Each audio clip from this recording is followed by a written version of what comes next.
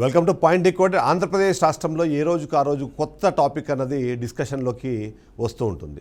అందులో భాగంగా మనం చూస్తే ఈ మధ్య కాలంలో ఎన్నో అంశాలకు సంబంధించిన డిస్కషన్ జరుగుతుంది. కానీ వైసీపీ ఎప్పుడు డిస్కస్ చేసినా సరే సమస్యలు, ఆ సమస్యలకు సంబంధించిన పరిష్కారాలు, ఆ పరిష్కారాల నేపథ్యంలో ఎంతో కొంత ప్రస్తుతంలో కూటమి ప్రభుత్వం పైన నిందలు వేసే ప్రయత్నం ఎప్పుడూ చేస్తూనే ఉంటుంది. అదే నేపథ్యంలో ప్రభుత్వంలో ఉన్న ఏ పార్టీ అయినా సరే ఆ వేసే నిందలకు సమాధానాలు చెబుతూనే గతంలో వీళ్ళు చేసిన తప్పులను ఎత్తి చూపాల్సిన అవసరం ఉంటుంది. ఇప్పుడు ఈ నేపథ్యంలో ఒక కొత్త సమస్య ఇప్పుడు ఆంధ్రప్రదేశ్ రాష్ట్రాన్ని నిజంగానే పట్టి పీడిస్తుంది. ఆ సమస్య ఏంటంటే ఏ ప్రభుత్వంలో ఏ పార్టీ వాళ్ళ అధికారంలో ఉన్నప్పుడు వాళ్ళకు సంబంధించిన అధికారిక ప్రకటనల కోసము లేదా పర్యటనల కోసము ఎంత ఖర్చు పెట్టారు అన్నది. అంతేకాకుండా రాష్ట్రంలోనే కాకుండా దేశంలో కూడా ఈ మధ్యకాలంలో ఎప్పుడైతే విఐపీలు పెరిగిన తర్వాత ఆ విఐపీలకు సంబంధించిన ప్రయాణాలు ఏవైతే ఉన్నాయో అవన్నీ కూడా పూర్తి స్థాయిలో ప్రోటోకాల్ బేస్డ్గానే జరిగే పరిస్థితి మనకు అనిపిస్తుంది. ఒక్కసారి సీఎం తను ఒక ప్రాంతం నుంచి మరో ప్రాంతానికి వెళ్తున్నారంటే ఖచ్చితంగా రోడ్డు క్లియరెన్స్తో పాటు ఆయన ప్రయాణానికి ఎలాంటి సమస్యలు రాకుండా ఉండేందుకు అయితే హెలికాప్టర్లు, ఇంకా అవకాశం ఉందంటే చార్టెడ్ ఫ్లైట్లు వాడుతుంటారన్నది మనందరికీ తెలిసిన అంశమే. అది కేవలం ఆంధ్రప్రదేశ్ రాష్ట్రానికి మాత్రమే పరిమితమైన పరిస్థితి లేదు. కొద్ది రాష్ట్రాలు మాత్రం, కొద్దిమంది నాయకులు మాత్రమే చార్టెడ్ ఫ్లైట్లు కాకుండా సాధారణంగా అందరూ వెళ్ళే ఫ్లైట్లలోనే వెళ్ళే ప్రయత్నం చేస్తూ ఉంటారు. సరే, ఇప్పుడు ఈ డిస్కషన్ ఎందుకు జరుగుతోంది అని అంటే, ఏదైతే గత ప్రభుత్వ హయాంలో 5 ఏళ్ల పాటు వైసీపీ అధికారంలో ఉన్న 19 నుంచి 24 మధ్యలో ఏం జరిగింది, ఇప్పుడు లోకేష్ కానివ్వండి, పవన్ కళ్యాణ్ కానివ్వండి, అలాగే చంద్రబాబు నాయుడు ఇక్కడ మనము కొద్దిగా ఎగ్జామ్షన్ ఇవ్వాలి. ఎందుకంటే ఆయన వాళ్ళిద్దరితో పోలిస్తే హైదరాబాద్కి కానివ్వండి, లేకపోతే పర్సనల్ కారణాలతో వాళ్ళు వేరే రాష్ట్రాలకు వెళ్ళడము, వేరే ప్రాంతాలకు వెళ్ళే సంఖ్య బాగా తక్కువగా ఉంటుంది. చంద్రబాబు నాయుడు ఎప్పుడూ దాదాపుగా ఆయన ఆంధ్రప్రదేశ్ రాష్ట్రంలోనే ఉంటున్నారు, రాష్ట్ర ప్రజలకు అందుబాటులో ఉంటున్నారు, రాష్ట్ర ప్రభుత్వాన్ని నడపాల్సిన బాధ్యత ఉన్న నేపథ్యంలో ఆయన ఎక్కువ శాతము అఫీషియల్ టూర్స్లోనూ, అఫీషియల్ సంబంధించిన రివ్యూ మీటింగ్స్లో ఆయన కనిపిస్తూ ఉంటారు. కాబట్టి ఆయన్ని పక్కన పెడితే లోకేష్ అలాగే పవన్ కళ్యాణ్ తిరుగుతున్న ఆ ప్రాంతాల్లో అఫీషియల్ టూర్లన్నీ, అనఫీషియల్ టూర్లన్నీ, వాడికి పెట్టిన ఖర్చు ఎంత, వీటి మీద డిస్కషన్ జరుగుతుంది. ఈ మొత్తాన్ని రాజేసింది మాత్రం ఖచ్చితంగా వైఎస్ఆర్సీపీనే. ఇద్దరు ఏదైతే అటు లోకేష్ కానివ్వండి, ఇటు పవన్ కళ్యాణ్ కానివ్వండి, ఎప్పుడు వాళ్ళు చార్టెడ్ ఫ్లైట్లలోనూ హెలికాప్టర్లోనే తిరుగుతున్నారంటూ దానికి ఖర్చు దాదాపుగా 250 కోట్లకు పైగా ఉంది అంటూ వాళ్ళు చేసిన ఒక సోషల్ మీడియా పోస్ట్ ఇవాళ రెండు ప్రభుత్వాల మధ్యలో ఈ గాలి ఖర్చుల్లాగా ఆ ఖర్చులు ఎంత పెట్టారనే మాటలని గాలి మాటల్లాగా మాట్లాడుతూ వెళ్తున్నాం. అదే పాయింట్ని మనం డీకోడ్ చేసే ప్రయత్నం చేద్దాం. ఆ డీకోడ్ చేసే క్రమంలో ఫస్ట్ క్వశ్చన్ మనం ఒకసారి చూద్దాం. అందులో ఏపీలో చార్టెడ్ హెలికాప్టర్లకు సంబంధించిన ప్రయాణ వివాదం ఏంటన్నది మనం డిస్కస్ చేయాల్సిన అవసరం కనిపిస్తుంది. ఆ అంశం ఏంటి అంటే చాలా క్లియర్గా ఉంది. జగన్ ప్రభుత్వ హయాంలో 5 ఏళ్లలో ఎంత ఖర్చు పెట్టారు, ఇప్పుడు ఏదైతే కూటమి ప్రభుత్వం అధికారంలోకి వచ్చిన తర్వాత 18 నెలల పాలనలో ఎంత ఖర్చు పెట్టారు. అక్కడ జగన్ ఒకడే తిరిగేవాడు, ఇక్కడేమో ముగ్గురు తిరుగుతున్నారు. అంటే chief minister, deputy chief minister, shadow chief minister అన్నది ఇప్పుడు వైసీపీ చేసే ఆరోపణలో మనకు భాగంగా కనిపిస్తుంది. ఎప్పటికప్పుడు ఇద్దరు కూడా, అంటే ముఖ్యంగా లోకేష్ అలాగే పవన్ కళ్యాణ్ దాదాపుగా వేరే ప్రాంతాల్లో ఉంటారు అనే విధంగానే మాట్లాడే ప్రయత్నం చేస్తున్న నేపథ్యంలో ఇప్పటికిప్పుడు టీడీపీ పార్టీ చేస్తున్న ఆరోపణ, జగన్ ప్రభుత్వ హయాంలో దాదాపుగా 5 ఏళ్లలో 222 కోట్ల రూపాయలు అలాగే విమానం లేదా హెలికాప్టర్ ప్రయాణ ఖర్చుల కోసం వాళ్ళు వినియోగించారని టీడీపీ ఆరోపిస్తుంటే, అదే లోకేష్, చంద్రబాబు, పవన్ కళ్యాణ్ కూడా పూర్తి స్థాయిలో విమానాలను తిరుగుతున్నారని చెప్పి వైసీపీ కౌంటర్ ఇచ్చే ప్రయత్నం చేస్తుంది. ఇక లోకేష్ అయితే తరచూ హైదరాబాద్కి వెళ్ళడము ఈ వివాదానికి కారణమైనట్టుగా మనకు కనిపిస్తుంటే, ఆర్టీఐలో లోకేష్ ప్రయాణాలకు ప్రభుత్వం నుంచి ఒక్క రూపాయి కూడా ఖర్చు పెట్టలేదు అన్న విషయాన్ని తేడతెల్లమైన నేపథ్యంలో ఈ లెక్కలతో రెండు పార్టీల మధ్య ప్రయాణ ఖర్చుల రాజకీయ దాడులు మొదలయ్యాయని చెప్పాలి.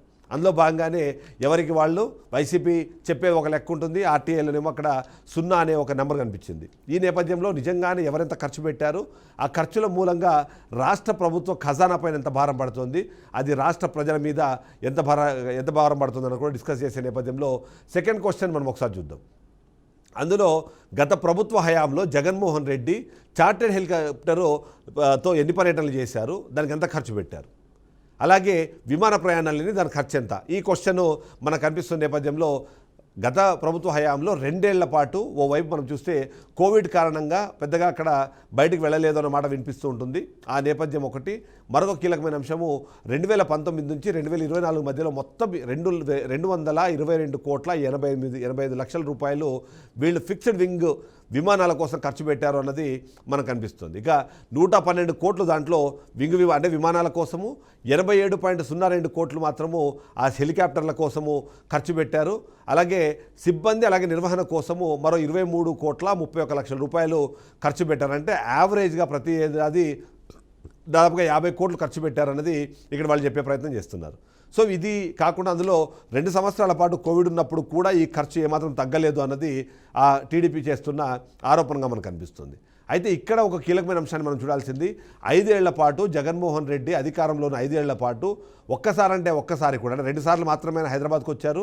బెంగళూరుకు వెళ్ళిన సందర్భాలు లేవు కాబట్టి ఆయన తిరిగిన ప్రతి పర్యటన కూడా అది అఫీషియల్ పర్యటనే కాబట్టి అఫీషియల్ పర్యటనకు ఖర్చు రాష్ట్ర ఖజానా నుంచి తీసుకున్నామన్నది వైసీపీ చెప్పే ప్రయత్నం చేస్తుంది. ఇక 2 ఏళ్ల పాటు ఆయన ఎక్కడికి వెళ్ళలేదు, జరిగిన 1-2 గవర్నమెంట్ ప్రోగ్రామ్స్ తప్ప ఆయన ఎక్కడికి వెళ్ళలేదు. కానీ అదే సందర్భంలో టీడీపీ చెప్తున్న మాట, తాడేపల్లి నుంచి గన్నవరం వెళ్ళడానికి రోడ్డు మార్గాన వెళ్ళినా సరే 40 నిమిషాలు వెళ్ళిపోతుంది, కానీ దానికి కూడా హెలికాప్టర్లు యూజ్ చేశారు.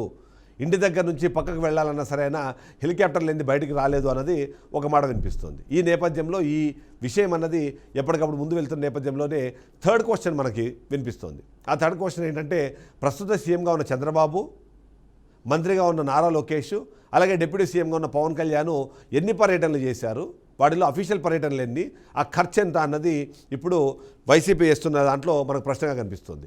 ఈ నేపథ్యంలో లోకేష్ 18 నెలల్లో దాదాపుగా హైదరాబాద్కి 77 సార్లు వచ్చారు అన్నది వాళ్ళు చేస్తున్న ఆరోపణ. ఇక అదే సందర్భంలో పవన్ కళ్యాణ్ దానికి 120 సార్లకు పైగానే హైదరాబాద్కు వచ్చారు. కొన్ని సందర్భాల్లో ఉదయం బ్రేక్ఫాస్ట్ చేసి ఈవినింగ్ డిన్నర్కి మళ్ళీ హైదరాబాద్కు వెళ్ళిన సందర్భాలు కూడా ఉన్నాయన్నది వాళ్ళు ఆరోపణలు చేస్తూ వస్తున్నారు. అయితే ఈ ఆరోపణల్లో కీలకమైన అంశం లోకేష్కి సంబంధించి ఒక ఆర్టీఐ యాక్టివిస్ట్ వేసిన పిటిషన్కి అనుగుణంగా దానికి సమాధానంగా చెప్పిన మాట, ఈ 77 పర్యటనలకి లోకేష్ ఒక్కటంటే ఒక్క రూపాయి కూడా ప్రభుత్వ ఖజానా నుంచి తీసుకోలేదు అన్నది.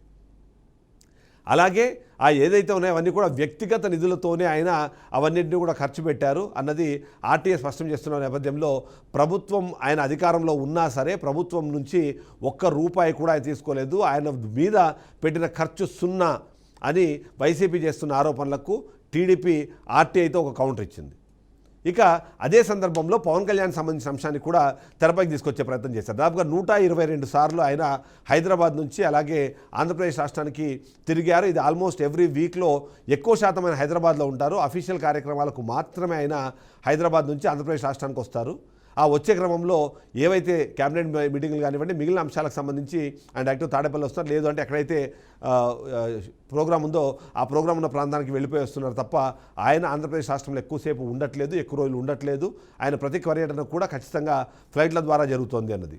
సో ఈ నేపథ్యంలో ఖర్చు ప్రభుత్వం పెట్టలేదు, కానీ సొంతంగా వాళ్ళు ఖర్చు పెట్టే అవకాశం ఉందా లేదా, అలా ఖర్చు పెట్టేలాగైతే దానికి సంబంధించిన బ్యాంక్ అకౌంట్లు కానివ్వండి లేకపోతే దానికి సంబంధించిన స్టేట్మెంట్లు కానివ్వండి ఇచ్చి ఏదైతే ఆర్టీఏ ద్వారా మీరు ఇచ్చిన సమాధానం ఉందో దానికి ఆధారాలు ఇవ్వాలని చెప్పేసి వైసీపీ అడుగుతోంది. ఆ నేపథ్యంలో వాళ్ళు కూడా ఎప్పటికప్పుడు రిటర్న్గా చెప్పే ప్రయత్నం చేస్తున్నారు. అంతేకాకుండా వీటిని మాత్రం పూర్తి స్థాయిలో అయితే రాజకీయ బినామీలు లేదా వాళ్ళ లాభం పొందుతున్న పర్సన్స్ వీటి ఖర్చులను భరిస్తున్నారు అన్న మాటని చెప్పే ప్రయత్నం చేస్తారు. పర్సనల్గా మీరు ఖర్చు పెడితే మీ పర్సనల్ బ్యాంక్ అకౌంట్లో నుంచి ఏ డేట్లో ఎంత అమౌంట్ వెళ్ళింది, ఏ బ్యాంక్ నుంచి ఏ బ్యాంక్ అకౌంట్ వెళ్ళింది అన్న విషయాలకు సంబంధించిన సమాచారాన్ని మీరు ఇవ్వండి అని వైసీపీ చెప్తున్న నేపథ్యంలో ఇది ఖచ్చితంగానే ఇవాళ రాష్ట్రంలో డిస్కషన్ టాపిక్ అయింది.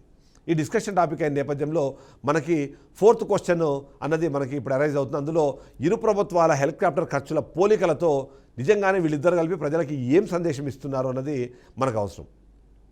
నిజంగానే ఈ క్వశ్చన్ అయితే వస్తుంది, నిజంగానే ఎవరెంత ఖర్చు పెట్టారు, ఆ ఖర్చు పెట్టిన దానివల్ల రాష్ట్రానికి ఏం లాభం వచ్చిందని చెప్పకుండా ఆ భారాన్ని మోస్తున్న ప్రజలకు సమాధానం చెప్పకుండా ఇలా ఒకరి మీద ఒకరు ఆరోపణలు చేసుకోవడం ఏంటన్నది ఇప్పుడు ఉన్న అసలైన ప్రశ్న. ఈ పోలిక ద్వారా 2 పార్టీలు ప్రజలకు రాజకీయ ఆరోపణలు అలాగే డైవర్షన్ పాలిటిక్స్ చేస్తున్నారనే ఒక సందేశాన్ని ఇస్తుందనైతే మనం చెప్పాలి. ఎందుకంటే ఓవైపు వైసీపీ కానివ్వండి ఇప్పుడు కూటమి కానివ్వండి గత ప్రభుత్వ హయాంలో ఈ ప్రభుత్వ హయాంలో ప్రజలకు ఏం చేసిందన్న డిస్కషన్ జరగకుండా ఇలాంటి డిస్కషన్ జరగడము, ముఖ్యంగా ఏదే డెవలప్మెంట్ ఏం జరుగుతుంది అలాంటి విషయాన్ని కాకుండా ఇలాంటి అంతర్గత పోరాటానికి సంబంధించిన ఇష్యూలని ఇప్పుడు హైలైట్ చేసే ప్రయత్నంలో 2 పార్టీలు ఉన్నాయన్నదైతే ఖచ్చితంగా మనకు అర్థమవుతుంది.